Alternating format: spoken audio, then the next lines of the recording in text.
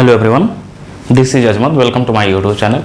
आज हम इस वीडियो में बात करने वाले हैं वेरिएबल इन सी लैंग्वेज। जैसा कि हम जानते हैं ये सीरीज जो चल रही है हमारी सी लैंग्वेज पे चल रही है, तो उसी में आज का टॉपिक जो होने वाला है हमारा वेरिएबल्स पे होने वाला है। वेरिएबल्स क्या होते हैं, कैसे होते हैं, और कैसे डिफाइन करते हैं, कैसे डिक्लेयर करते हैं, इनिशियलाइज कैसे करते हैं, सारी चीज़ें हम देखने वाले हैं वेरिएबल्स के बारे में, है ना। Variables in C language, variables पे हम आज बात करने वाले हैं। देखिए वेरिएबल्स होता क्या है, इससे पहले स्टार्ट करने से पहले मैं कुछ जनरल बातें आपको बता दूं। वेरिएबल्स एक्चुअली में वेरिएबल से रिलेट करते हैं, लेकिन वेरिएबल्स एक्चुअली में वो है नहीं जो मैं बताने वाला हूँ। उसके एक जनरल बात है जो मैं बताना चाहता हूँ, जिससे आप इजीली समझ पाएंगे, मैकअप कर पाएंगे कि वेरिएबल्स एक्चुअली में है क्या। देखिए जब आप कोई भी चीज़ टाइप करते हैं, लिखते हैं, तो क्या होता है कि हर चीज़ आपकी मेमोरी से रिलेटेड होती है, मेमोरी पे लिंक्ड होती है, ठीक है।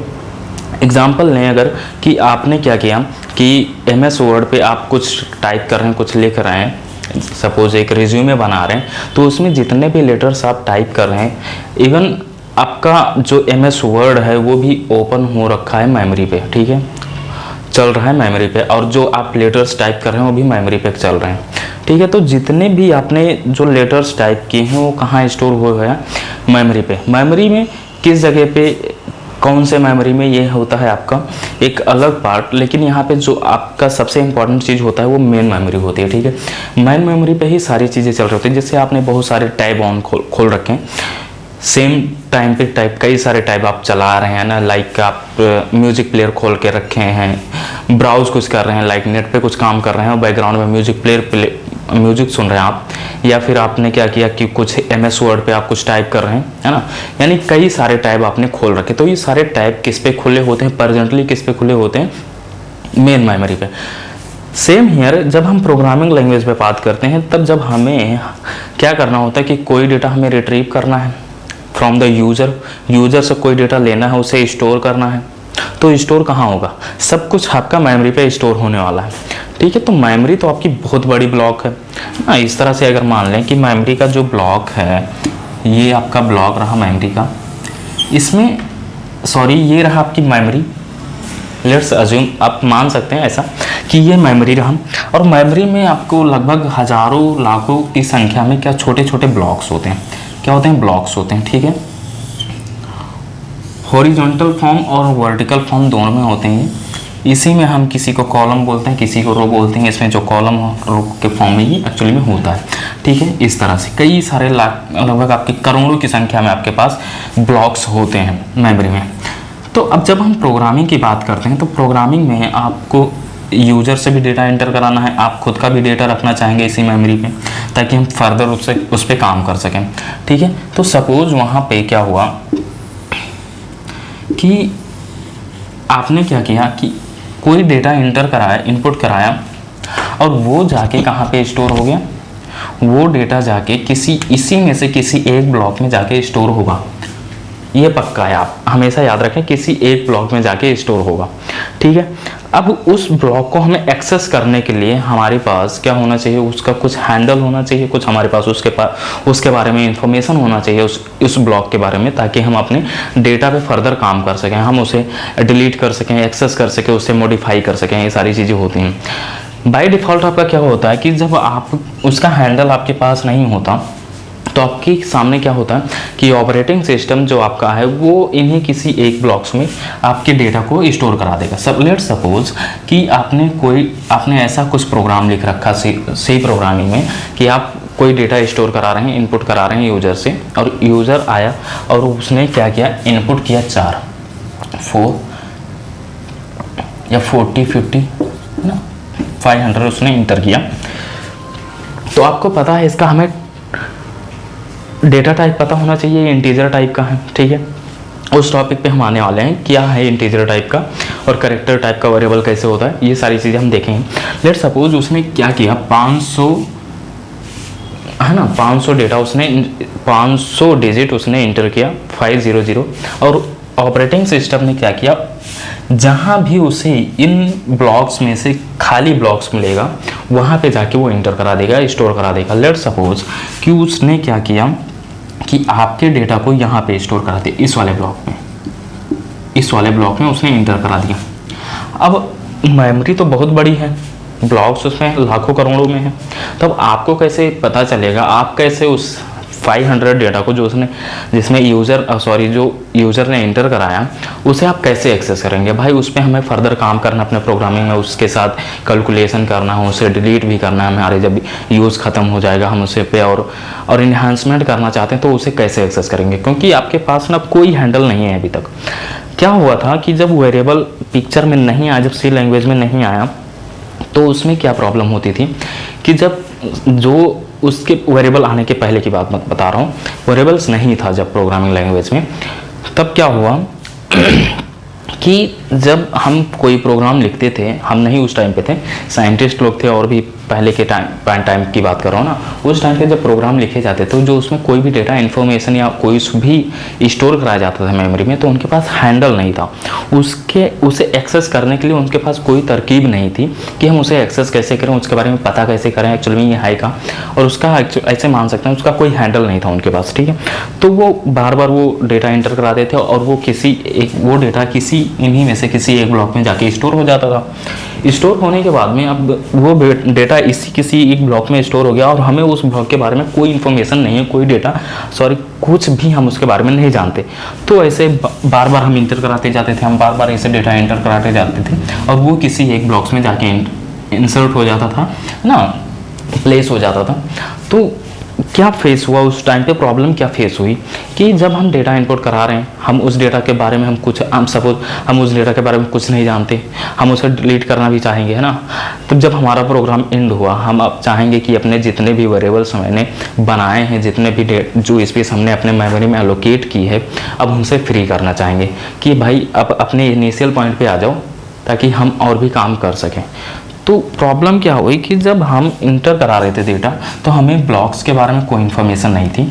तो क्या हुआ कि हम बार बार इंटर करा रहे थे, डेटा इंटर कराते जाते थे और इस तरह से हम वो डेटा डिलीट नहीं कर पा रहे थे और इस तरह से आपकी मेमोरी पूरी फुल होती जा रही थी, फुल होते एकदम फुल हो गई और लास्ट में आपका कंप्यूटर या मेमोरी क्रैश कर गया, है ना, ब्लास्ट कर गया।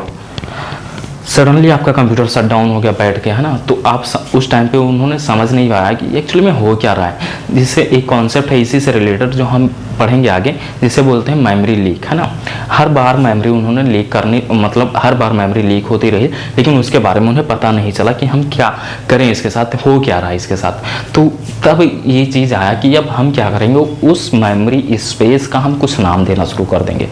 उस मेमोरी स्पेस का हम नाम देंगे जिस मेमोरी स्पेस पे हमारा डेटा जाके स्टोर हो रहा है, ताकि हम उसे एक्सेस कर सकें उस नाम के थ्रू, है ना। तो उसी ड्रॉबैक को हटाने के लिए कि बार बार हमारी मेमोरी क्रैश कर जा रही थी, हम कोई डेटा इंसर्ट तो करा रहे थे लेकिन हम उसे डिलीट नहीं करा पा रहे थे, तब आया आपका वेरिएबल पिक्चर में। वेरिएबल ने क्या किया, वेरिएबल जब आया तो उसके साथ में क्या हुआ, बहुत सारी चीज़ें हुई कि अब हम क्या कर पा रहे हैं कि मेमोरी जहाँ पे आपकी जो भी डेटा आप जिस मेमोरी ब्लॉक में जाके स्टोर हो रही, हम उस ब्लॉक का नाम रख दे रहे हैं, नाम इनिशियलाइज करा दे रहे हैं, है ना। उस स्पेस को वो वेरिएबल उस ब्लॉक को उस स्पेस को क्या कर रहा है, रिप्रेजेंट कर रहा है, ताकि हम उससे फर्दर उस पर कंप्यूटेशन वगैरह कर सकें, ठीक है। तो जैसे यहाँ पे कि 500 डेटा आया स्टोर हुआ, तो यहाँ पे मैंने इस वाले ब्लॉक का नाम क्या रख दिया, ए, कुछ भी हो सकता है, और इसे हम बोलते हैं वेरिएबल। क्या बोलते हैं, वेरिएबल। ये किसे रिप्रेजेंट कर रहा है, मेमोरी के उस ब्लॉक को, उस स्पेस को रिप्रेजेंट कर रहा है जहाँ पे हमारा डेटा स्टोर हुआ है या होने वाला है, ठीक है। दोनों केस में हम यूज़ करते हैं वेरिएबल, हो गया है या होने वाला है, या हमने इनिशियलाइज करा दिया या कराने वाले हैं, दोनों ही केस में आप वेरिएबल यूज़ करते हैं वेरिएबल। अब इस ब्लॉक का आपके पास नाम है और अब इस नाम के थ्रू आप उस डेटा के साथ कुछ भी कर सकते हैं। ऐसा मान लें कि उस ब्लॉक का हैंडल आपके पास आ गया, उसे किसी भी तरीके से आप मॉडिफाई कर सकते हैं, कंप्यूटेशन कर सकते हैं, और जब यूज़ नहीं रहेगा उसका तो आप डिलीट भी कर सकते हैं। ये सारी चीज़ें हम कर सकते हैं उसके साथ। इसलिए आपका ये वेरिएबल बहुत इंपॉर्टेंट हो जाता है उस मेमोरी ब्लॉक को रिप्रेजेंट करने के लिए, ठीक है।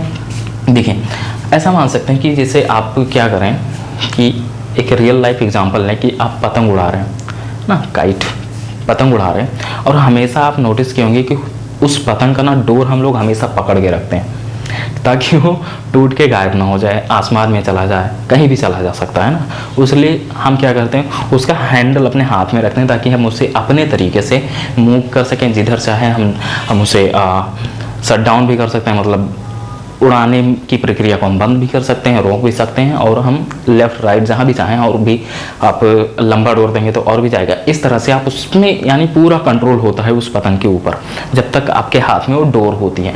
सेम हियर, जब आपके पास इस ब्लॉक के बारे में यानी इस ब्लॉक का हैंडल है आपके पास, तब आप उस सिचुएशन में आप इस ब्लॉक के साथ, इस डेटा के साथ कुछ भी कर सकते हैं। कुछ भी मतलब आप अपने हिसाब से इसे क्या कर सकते हैं, कंट्रोल कर सकते हैं।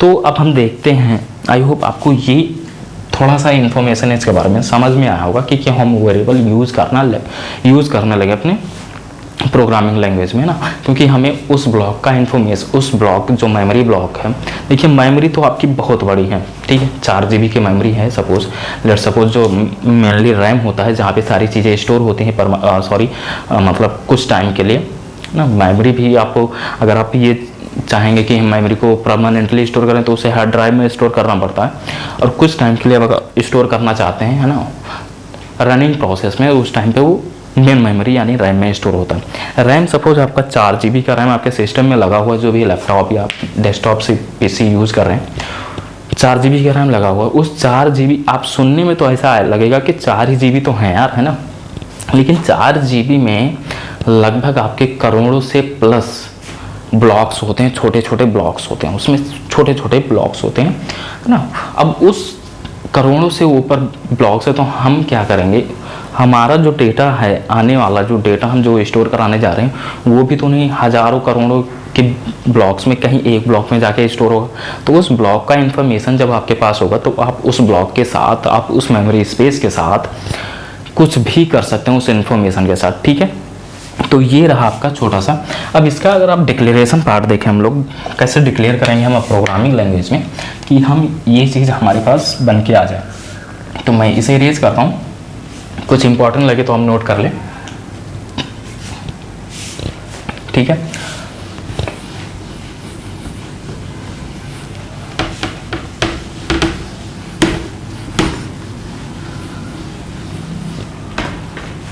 देखिए यहाँ पे प्रोटोटाइप या सिंटैक्स इसका देखें, सिंटैक्स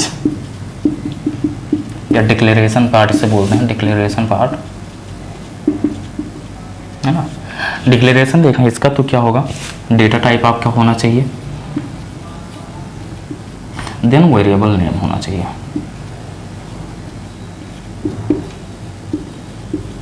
ये होता है आपका सिंटैक्स, बेसिक सिंटैक्स आपका यही होना है जब आप वेरिएबल बनाएंगे या उसे इनिशियलाइज करेंगे या डिक्लेयर करेंगे, ठीक है। सिंटैक्स उसका यही है, आप लिख लें इस सिंटैक्स को, क्योंकि ये आपकी हमेशा आपके काम आने वाली है। इस चीज़ को आप नोट डाउन कर लें, उसके बाद में हम आगे बढ़ते हैं, ठीक है। लिख लिया होगा आपने, देखिए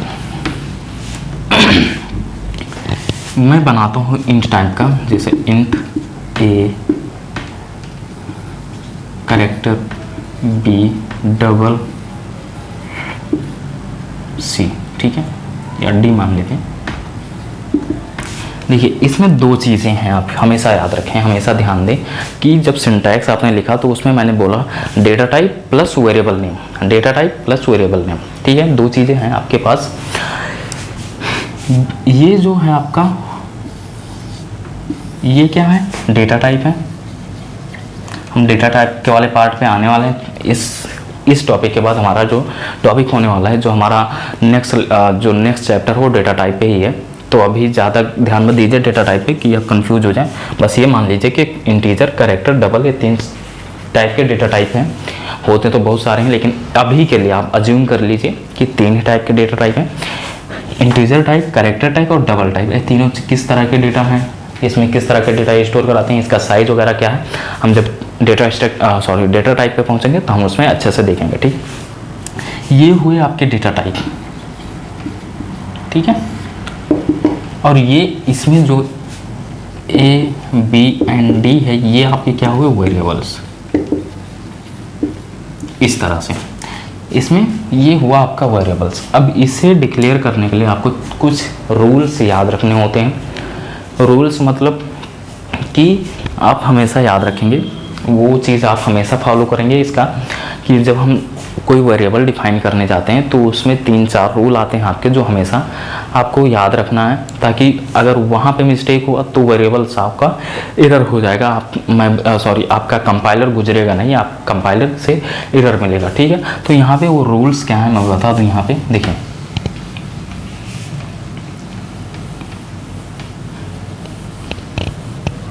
पहला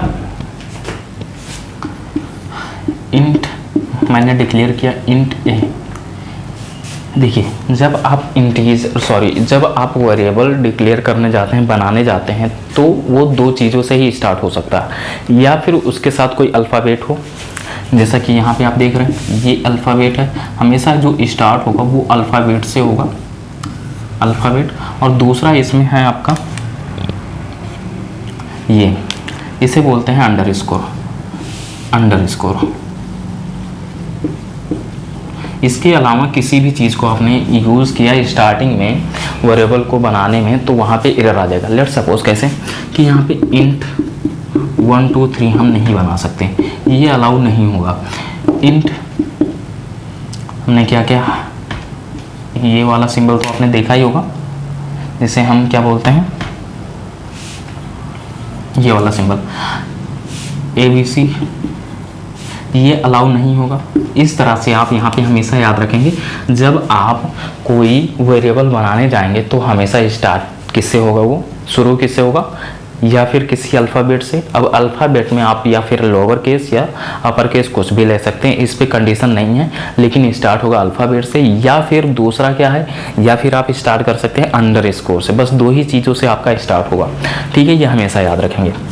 दूसरा आप यहाँ पे, जैसा मैं दूसरा रूल बता दिया यहाँ पे, ये दूसरा रूल है आपका कि यहाँ पे नंबर अलाउ नहीं होता है स्टार्टिंग पॉइंट पे।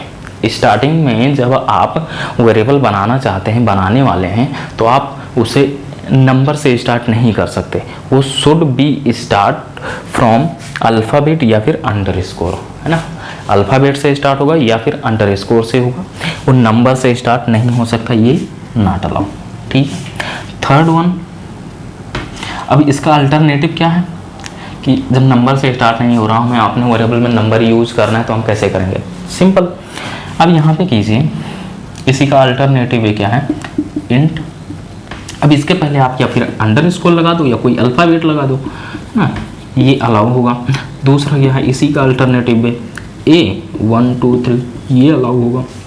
इस तरह से आप बना सकते हैं, लेकिन यहाँ पे आप नोट कीजिए, यहाँ पे जो मैंने ये लिखा, ये क्या है, अल्फ़ाबेट है, हमारे कंडीशन को सेटिस्फाइड कर रही है। ये अंडरस्कोर हमारे कंडीशन को सेटिस्फाइड कर रही है ना, यानी स्टार्टिंग पॉइंट हुआ फिर, या फिर वो अल्फ़ाबेट हो सकता है या फिर अंडरस्कोर हो सकता है। तो इस वाले केस में दोनों ही सेटिस्फाइड हो रहे थे। यहाँ पे अंडरस्कोर से हमारा स्टार्ट हो रहा था, इसलिए हमारे कंपाइलर ने अलाउ किया उसे अपने आप से पास होने के लिए। यहाँ पे हमारा अल्फ़ाबेट्स से स्टार्ट हो रहा था, इसलिए कंपाइलर हमारा अलाउ किया उसे अपने आप से पास होने के लिए, ठीक है। इस तरह से आप स्टार्ट कर सकते हैं। थर्ड रूल क्या है इसके लिए, ये रहा इसका अल्टरनेटिव है। थर्ड रूल क्या है कि सपोज यहाँ पे इंट ये B-C, यहाँ पे आपने क्या किया, यहाँ पे D लिख दिया, ठीक है। उसके बाद में इसे इंटर करा दिया। अब यहाँ पे देखिए, यहाँ पे जो वाइट स्पेस छूट रहा है ना, यहाँ पे ध्यान दीजिएगा, जो वाइट स्पेस छूट रहा है ये अलाउ नहीं होता आपके वेरिएबल डिक्लेरेशन के लिए, वेरिएबल बनाने के लिए आपका अलाउ नहीं करेगा ये कि आप किसी 2 वेरिएबल के बीच में स्पेस छोड़ें, किसी वेरिएबल के बीच में स्पेस छोड़ें, तो ये अलाउ नहीं करेगा, यानी ये अलाउ नहीं होने वाला। इसका अल्टरनेटिव वे क्या है, यानी ऐसे बोल सकते हैं कि हमारा वाइट स्पेस अलाउ नहीं करता है वेरिएबल बनाने के टाइम पे, है ना, white space is not allow, ठीक है। तो इसका अल्टरनेटिव है आपके पास कि इसी को हम क्या करते हैं, इंट A B C, और बीच में क्या करते हैं आप अंडरस्कोर यूज कर सकते हैं, देन ये अलाउ हो जाएगा। ठीक है, यहाँ से यहाँ तक आपने क्या किया, बीच में अंडरस्कोर यूज़ कर दिया। और फिर अब इसका यूज़ भी आप देखेंगे जब आप वेरिएबल्स बनाएंगे, है ना। बहुत सारी चीज़ें होती हैं जो आप, जैसे मैंने कहा एम्प्लॉय नेम, तो वहाँ पे आप एम्प्लॉय नेम में बहुत सारे लेटर्स आ जाते हैं, तो आपने उसे शॉर्ट फॉर्म में लिखना है, या फिर एम्प्लॉय और नेम को सेपरेट अलग अलग लिखना है। तो अब एज अ वेरिएबल है ना, तो आप कैसे, जैसे मैंने लिखा एम्प्लॉय नेम, दोनों को एक ही में लिख दिया, कोई स्पेस या कोई फिर मैंने कॉमा वगैरह नहीं लगाया, तो वहाँ पे एम्प्लॉय नेम थोड़ा अजीब हो जाएगा पढ़ने में कि क्या पढ़ें इसे, तो वहाँ पे अंडरस्कोर आप सेपरेट कर सकते हैं उसे, कि हम अंडरस्कोर से एम्प्लॉय अंडरस्कोर लगाया, नेम लिखा, तो इससे आप अलग अलग पढ़ सकते हैं दोनों वर्ड्स। तो वहाँ पे आपका अंडरस्कोर सबसे ज़्यादा यूज होता है। ऐसे बहुत सारे केस मिल जाएंगे जहाँ पे आपको अंडरस्कोर यूज़ करना अच्छा लगेगा और वहाँ पे यूज़ भी करते हैं ना, तो ये सारी चीज़ें होती हैं। तो ये रहा छोटा सा रूल आपको, जब आप कोई वेरिएबल डिफाइन करेंगे, कोई वेरिएबल बनाएंगे। इसमें मैं थोड़ा सा एग्जांपल ले लेता हूँ और आप खुद से ऑब्जर्व करें कि कौन सा सही है कौन सा गलत है। ठीक है, तो ये आई होप आपको समझ में आएगा। नोट करना चाहें तो नोट कर लें, इरेज करते हैं। ठीक है,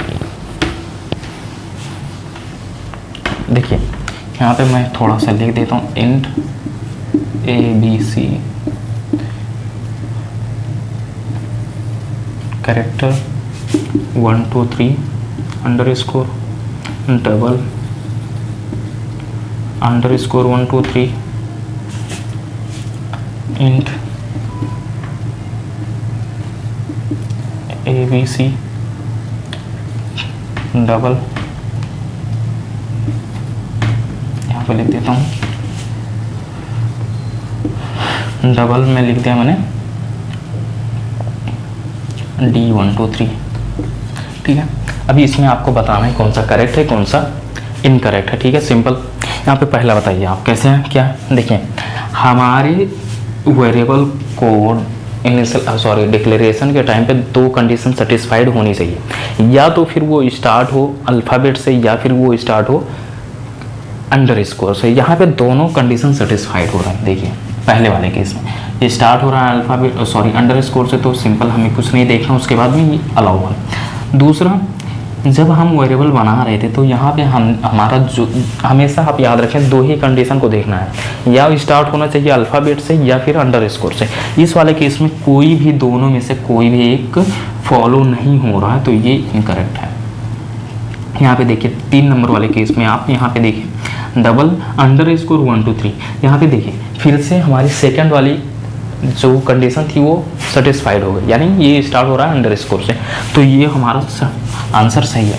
ठीक है, देन हमारा इंट ABC, अब ये फर्स्ट वाला कंडीशन को सेटिस्फाइड कर रहा है, यानी अल्फ़ाबेट से स्टार्ट हो रहा है, तो आप यहाँ से ये आप सिंपल सही कर सकते हैं। देन यहाँ पे डबल के लिए मैंने बनाया हुआ है D1 2 3। अब इसमें आप बताएं सही है कि गलत। देखिए इसमें पहला वाला कंडीशन सेटिस्फाइड हो रहा है, यानी स्टार्ट हो रहा है किससे, अल्फ़ाबेट से, तो यहाँ पे ये कंडीशन आपकी सेटिस्फाइड है। ठीक है, अब क्या करें, अब हम इस पर प्रोग्राम लिखते हैं ताकि आपको समझ में आ जाए चीज़ें कैसे हो रही हैं। ठीक है, आपको भी साथ साथ लिख लेना है प्रोग्राम। आई होप आपको ये समझ में आया होगा कि कौन सा सही है। आप इजीली फाइंड कर सकते हैं, अगर कहीं भी दिख जाए कि कौन सा वेरिएबल सेटिस्फाइड करता है हमारे कंडीशन को, कौन सा सही हमारे कंपाइलर के लिए, है ना। इस तरह से आप फाइंड कर सकते हैं इजीली। तो अब हम क्या करते हैं, प्रोग्राम लिखते हैं, प्रोग्राम से समझते हैं फिर से वेरिएबल को। इसमें बहुत सारे टॉपिक्स आते हैं आपके, जैसे टाइप्स होते हैं, डिक्लेरेशन होता है ना, इनिशियलाइजेशन होता है। तो हो सकता है कि इस लेक्चर में पॉसिबल ना हो पाए सारी चीज़ें डिस्कस कर पाना। हम नेक्स्ट वीडियो पे बात करने वाले हैं, बात करेंगे और भी चीज़ों पे, क्योंकि आपका जो वेरिएबल्स है ना थोड़ा बड़ा चैप्टर है, बड़ा चैप्टर नहीं बड़ा टॉपिक है, इसे समझना आपके लिए बहुत इंपॉर्टेंट है। तो मैं एक प्रोग्राम लिखता हूँ जिससे आप समझते हैं, जिससे हम लोग देखिए has include studio.h has include conio.h। ये तो रहे हेडर फाइल्स, आप जानते हैं हेडर फाइल्स हम क्यों यूज़ करते हैं। उसके बाद में हमने यहाँ पे ये लिखा वाइड मेन, ये सारी चीज़ें आपको अच्छे से आती है कि वाइड क्यों है। यहाँ पे मेन फंक्शन क्या करता है, हैज़ इंक्लूड और conio.h हेडर्स फाइल और प्री प्रोसेसर क्या करते हैं। अगर मैं एक बार फिर से बता दूं, अगर आपने पिछले वाली सारी वीडियो नहीं देखी हैं तो शायद आप जाके पहले देख लें, ताकि आपको क्लियरिटी रहे आपके टॉपिक्स को लेके, है ना, क्या है, कैसे चीज़ें चल रही हैं, हेडर फाइल क्या है, उसके बाद में मेन फंक्शन का एक्चुअल में करता क्या है, ये सारी चीज़ें मैंने पहले वाली वीडियोस में सारे में डिस्कस कर लिया है। तो आप जाके पहले देख लें उसे, फिर इस वीडियो पे आए, इस वाले लेक्चर पे आए, ताकि आपको सीक्वेंस में चल रहे हैं आप और आपको अच्छे से क्लैरिटी रहे, है ना, टॉपिक को लेके। इसमें आप कंफ्यूज नहीं होंगे अगर आप पिछले वाले वीडियो को देख लेंगे। अगर आपने नहीं देखा, सपोज मान लेते हैं, लेट सपोज नहीं देखा, तो यहाँ पे हो सकता है मे भी थोड़ा बहुत कन्फ्यूज हो जाए कि यार एक्चुअल में ये हेडर फाइल क्या करता है, conio.h क्या है, मेन फंक्शन क्या काम है। इस तरह से आपके दिमाग में बहुत सारे कन्फ्यूजन हो जाएंगे। तो आप पहले जाके वो सारी वीडियो देख लें, फिर इस वीडियो पे आए, ठीक है। तो हम यहाँ पे देखते हैं, इंट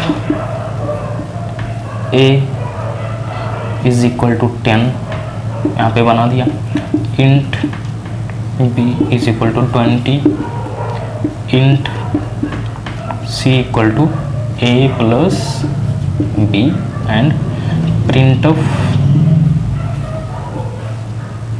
सी। ये हमारा प्रोग्राम रहा छोटा सा, ठीक है। अब इसके हम मैकेनिज्म को समझते हैं, क्या हो रहा है एक्चुअली में इसके पीछे।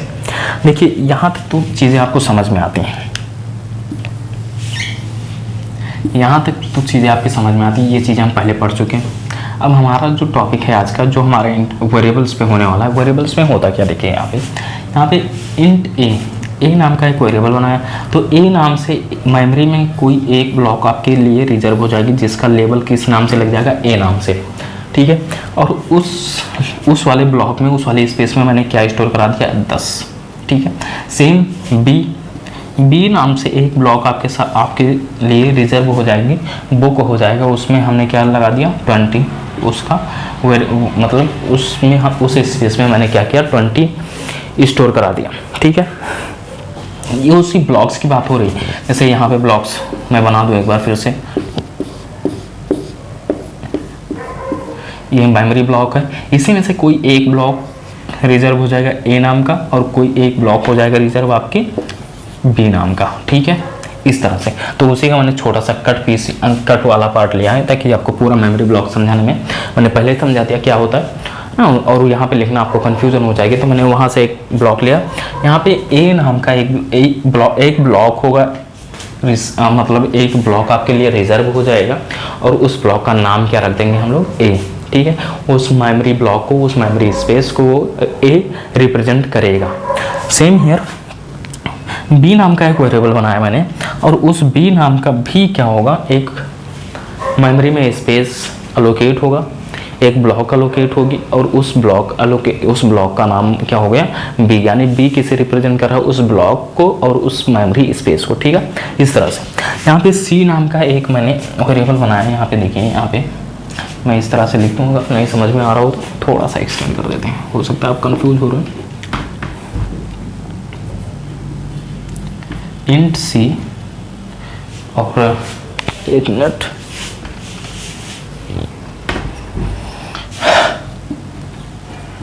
सॉरी, यहाँ पे हम क्या लिखते हैं, c equal to A plus B और प्रिंट ऑफ c। ये रहा आपका स्नाइपेट, कोड का स्नाइपेट, ठीक है। अब यहाँ पे इस वाले लाइन पे देखिए आप, इस वाले लाइन पे, यानी इस वाले लाइन पे क्या हो रहा है, सॉरी इस वाले लाइन को नहीं देखना अभी, इसके ऊपर वाले लाइन को आप ध्यान दीजिए, जहाँ पे मैंने एक ब्लैंक, इस वाले लाइन को ध्यान देना, ठीक है। यहाँ पे सी नाम का एक ब्लॉक अलोकेट हुआ, मेमोरी में एक ब्लॉक एलोकेट हुआ। अब यहाँ पे आप ध्यान दीजिए हमेशा कि यहाँ पे जो ब्लॉक एलोकेट हो रही है उस ब्लॉक का साइज़ क्या होगा, वो जो डिपेंड करेगा आपके डेटा टाइप पे, डेटा टाइप का कितना साइज़ है ना, वो इस ब्लॉक का स्पेस होगा। सिंपल है, उस टॉपिक पे हम बाद में आने वाले हैं। जब हम डेटा टाइप पढ़ेंगे तो इसका साइज़ क्या होता है और कैसे होता है, कैसे निकालते हैं, सारी चीज़ें हम देखेंगे। तो यहाँ पे कहने का मतलब ये है कि इंट सी नाम से एक मेमोरी में एक स्पेस एलोकेट हो गई, उस स्पेस को सी रिप्रेजेंट कर रहा है और वो ब्लैंक है। नेक्स्ट कंडीशन, नेक्स्ट लाइन पे मैंने क्या किया, c equal to A plus b, यानी ये डेटा, ये का डेटा और बी का डेटा जुड़ेगा, यानी 10 + 20 इक्वल टू 30, और ये 30 कहाँ लोकेट हो जाएगा, सी में। और हमने क्या किया, उस सी को हमने प्रिंट करा दिया, यानी उस मेमोरी में जो भी उस सी जिस मेमोरी ब्लॉक को रिप्रेजेंट कर रहा है, उस मेमोरी ब्लॉक में जो भी कंटेंट पड़ा हुआ उसे हमने प्रिंट करा दिया। और प्रिंट करने के बाद जो आउटपुट आएगी आपकी, वो क्या आएगी, 30। इस तरह से आपका काम कर रहा होता है। यहाँ पे एक बात और मैं बता दूं कि यहाँ पे जो A और B 10 और 20 जो जुड़े हुए हैं, यहाँ पे 10 + 20 = 30 बना हुआ है। तो यहाँ पे देखिए, इस वाले डेटा को कुछ नहीं होगा, ओरिजिनल डेटा को आपके कुछ नहीं होता, उसकी कॉपी जाती है कम्युनिकेट करने के लिए, कैलकुलेशन होने के लिए। यहाँ पे यानी जुड़ने के बाद भी ये A = 10 ही रहेगा, और जुड़ने के बाद भी ये V = 20 ही रहेगा। इसमें कोई चेंज नहीं होने वाला। जो चेंज होगा C के साथ होगा, जो इन दोनों को जोड़ने के बाद हमारा जो वेरिएबल आएगा वो 30 में, C में इनिशियलाइज हो जाएगा। ये रहा आपका छोटा सा मतलब छोटा सा प्रोग्राम, जिससे हम वेरिएबल को समझे।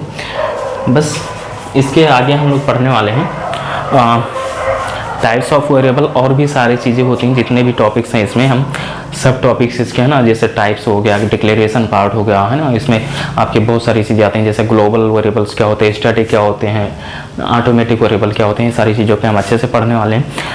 आई होप आपको आज के लेक्चर में हमने समझा कि वेरिएबल के बारे में, आई होप आपको ये समझ में आया होगा।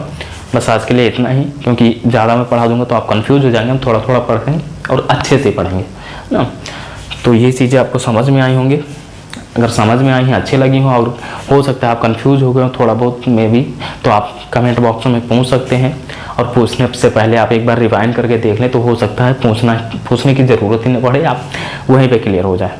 अगर फिर भी नहीं क्लियर होता तो आप कमेंट बॉक्स में पूछें। जो भी दिक्कत हो, जो भी इशू हो, आप कमेंट बॉक्स में कमेंट बॉक्स में टेक्स्ट करें, मैं रिप्लाई करूँगा, उसका आंसर दूंगा आपको, है ना। तो ये चीज़ें आपको समझ में आई हो तो अच्छी बात है। अगर नहीं समझ में आया तो समझने की कोशिश करें, क्योंकि हम जानते हैं कि ये लैंग्वेज हमारे लिए नहीं है, प्रोग्रामिंग लैंग्वेज हमारे लिए नहीं है। थोड़ा टाइम लगेगा मगअप करने में, लेकिन हो जाएगा।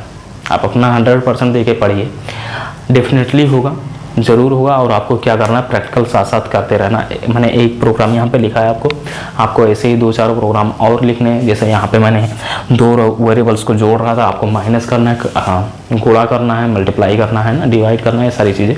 इन सभी चीज़ों पे आप प्रोग्राम लिखने की कोशिश करें और लिखें, है ना। उसके बाद में आप आगे फर्दर मूव करें। बस आज के लिए इतना ही। Thank you.